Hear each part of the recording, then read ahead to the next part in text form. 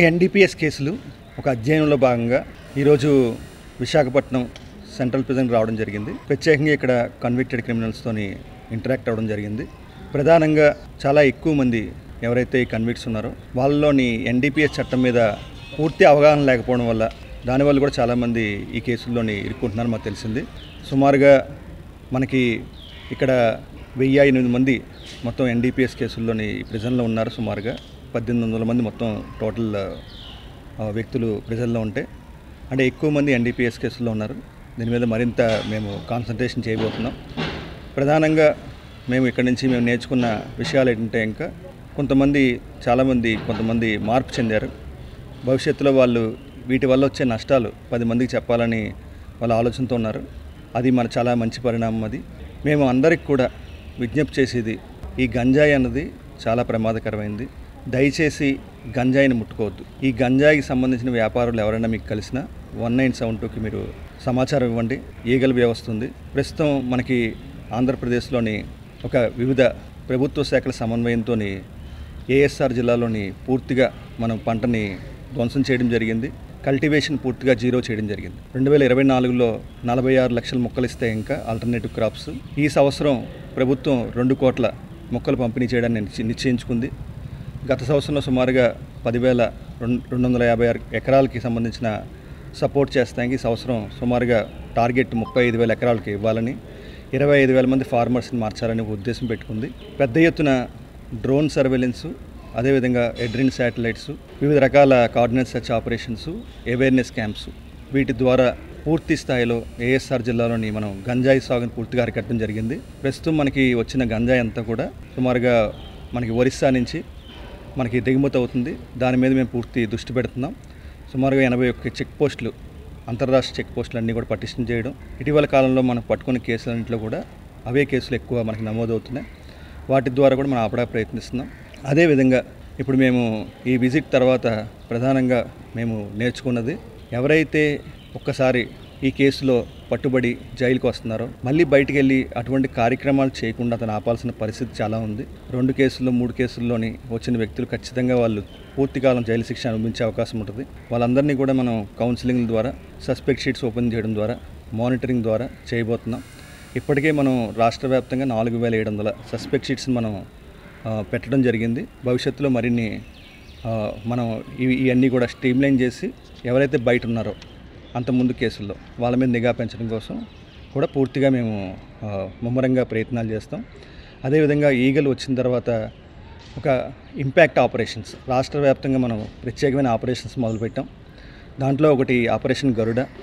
NRX drugs ఏదైతే prescription లేకుండా అమ్మకూడదు drugs, వాటిని అమ్మకుండా ఉండడం కోసం ఆపరేషన్ గరుడ మనకి జాయింట్ మన రైట్స్ ద్వారా సుమారుగా మనం రాష్ట్ర వ్యాప్తంగా దాడులు చేసాం. అదేవిధంగా రాష్ట్ర వ్యాప్తంగా ఇప్పుడు మేము counselling sessions, workshops, medical associations వాళ్ళతో పెట్టడం జరుగుతుంది.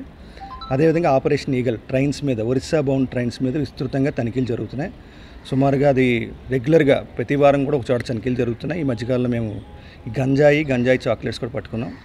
ఆపరేషన్ సేఫ్ క్యాంపస్ జోన్ ద్వారా అది ప్రత్యేకంగా విద్యా సంస్థల పరిధిలో 100 యార్డ్స్ దగ్గరలో ఎక్కడా కూడా ఈ పొగాకు ఉత్పత్తులు అమ్మకూడదు.